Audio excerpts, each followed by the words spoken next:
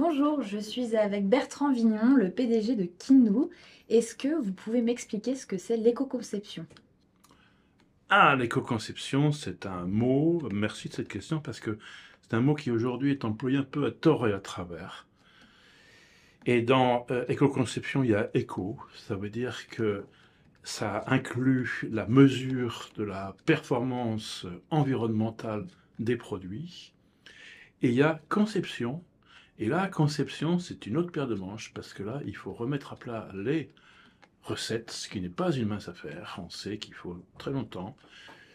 Et que ça ne suffit pas de rajouter, par exemple, changer une matière première pour être un peu plus vertueux en termes environnementaux.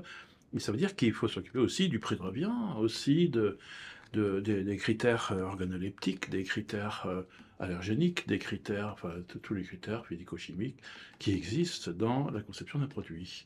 Donc l'éco-conception, ça consiste à rajouter de l'environnemental dans la conception du produit, et ça se compose de deux parties, si on parle de façon concrète, qui sont un, la mesure, et deux, l'action. L'action pour améliorer. Et quels sont les enjeux pour les industriels agroalimentaires de l'éco-conception? Ils ont deux caractéristiques. La première, c'est qu'ils sont peu connus. La deuxième, c'est qu'ils sont immenses. J'ai connu la phase de la traçabilité, où avec la vache folle, c'est tombé dessus. On m'a dit, oh là là, catastrophe, catastrophe. On nous rajoute des tas d'obligations, etc. Et puis au bout d'un an ou deux, personne ne pleurait plus parce qu'ils sont aperçus que ça voulait dire mettre de l'ordre dans les flux matières et que ça fait gagner de l'argent.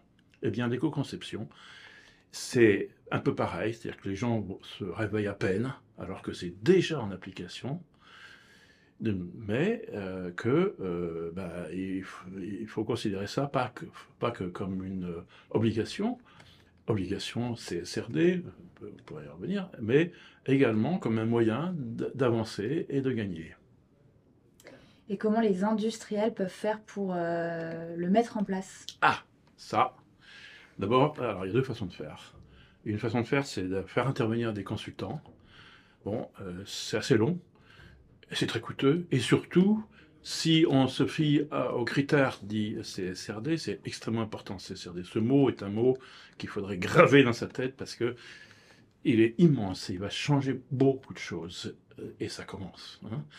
Donc, si on se fie à la CSRD, ça veut dire qu'il faut tenir compte non seulement de la consommation propre d'une entreprise, mais également de ses fournisseurs. Alors ça, c'est pas rien, parce que entre 75 et 80%, 80% vient de dire le responsable RSE de Eurial, vient de l'amont, vient des matières premières. Donc ça veut dire, là, il s'agit de travailler sur le choix des matières premières. Et ça va loin, parce que ça entraîne le fait de créer des filières de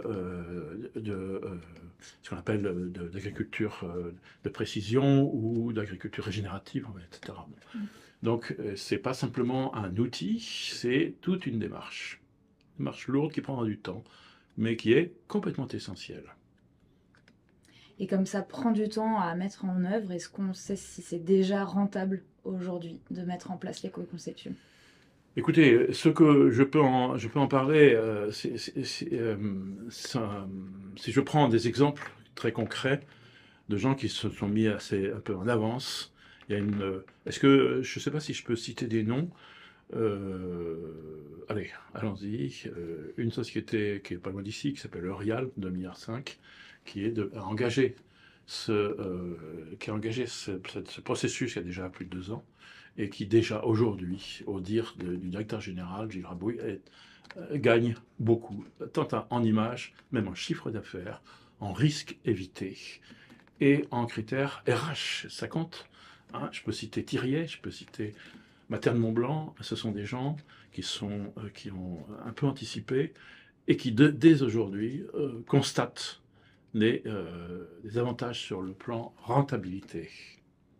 Ils ne nous le disent pas comme ça, parce que nous, on est des marchands de logiciels. On ne va pas leur dire que grâce au logiciel, on va gagner de l'argent, évidemment. Mais on le sait aussi, on le sait, parce qu'on sait ce qui se passe. D'accord, merci beaucoup.